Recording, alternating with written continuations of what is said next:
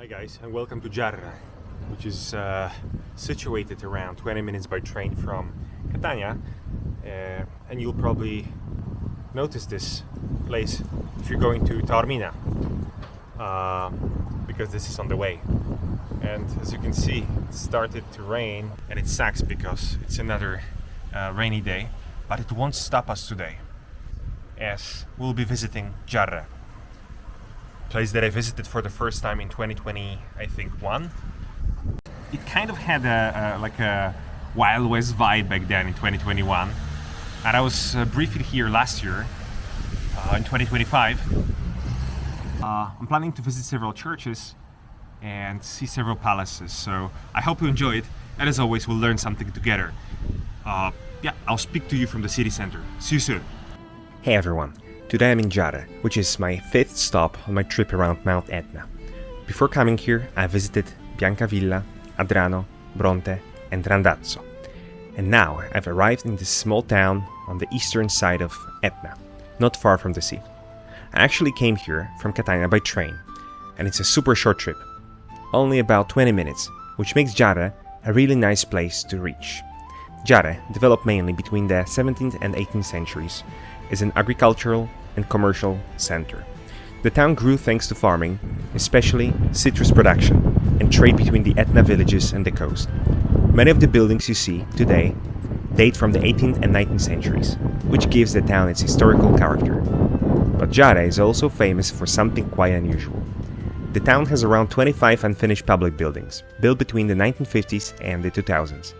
Some of them are huge projects, like a stadium designed for 20,000 people, a large swimming pool, and a cultural center.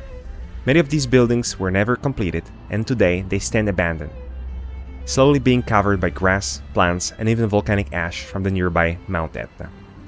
One of the most important landmarks here is the Duomo, the Chiesa Madre di San Isidoro Agricola. Construction began in 1794 on the site of an older church from the 17th century dedicated to Saint Agatha and Saint Isidore. In 1818, the new church was opened for worship, even though it was still unfinished, because an earthquake had damaged the old church. Later, in 1845, the architect Pietro Valente designed the eastern facade, and work on it began in 1859. The project was later continued by architect Carlo Sada, and finally completed in 1890 by engineer Pasqualino Musumeci. Another interesting place is the Parroquia San Francesco di Assisi al Carmine. The original church dates back to 1857, but in 1924, the Capuchin friars arrived and started building a convent next to it. The convent was briefly closed in 1927, but the decision was later reversed and construction continued.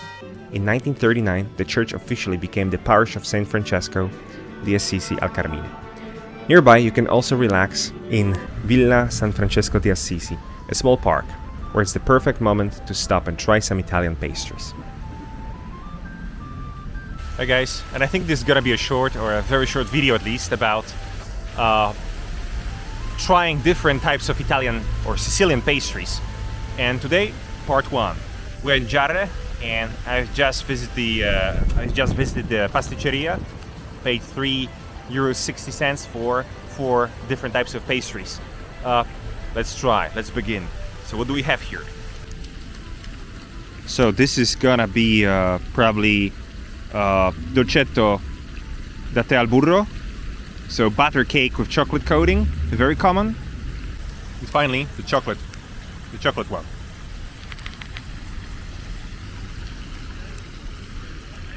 As you can see, looks pretty nice. Let's try it. Okay, the second one. I'm trying this one now.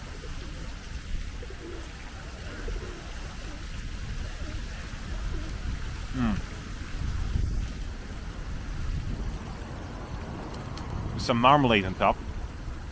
Very good. But no icing and less sweet. Number 3. The white one. I think it has something to do with Saint Agatha. Let's try it. It's gonna be the sweetest one.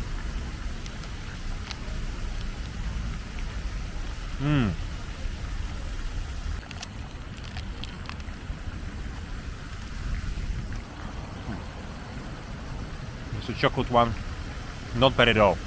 Biscotto with pistachio. Let's try.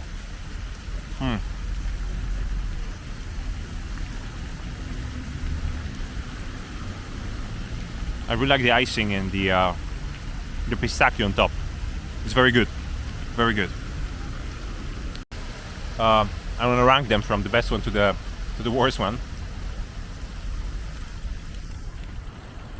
And I think that I'll order them in order I actually ate them. Or maybe not. The best one was I think that the best one was still the sweetest one. So I would say the white one with a green thing on top, number one. Then the first one with pistachio and white icing. Then the one with marmalade, and this is the last one. So that's my final ranking. See you in the next episode. We'll be trying more Italian pastries. Walking through the center, you can also see Palazzo Bonaventura, built in 1927 by the architect Giovanni Aiello.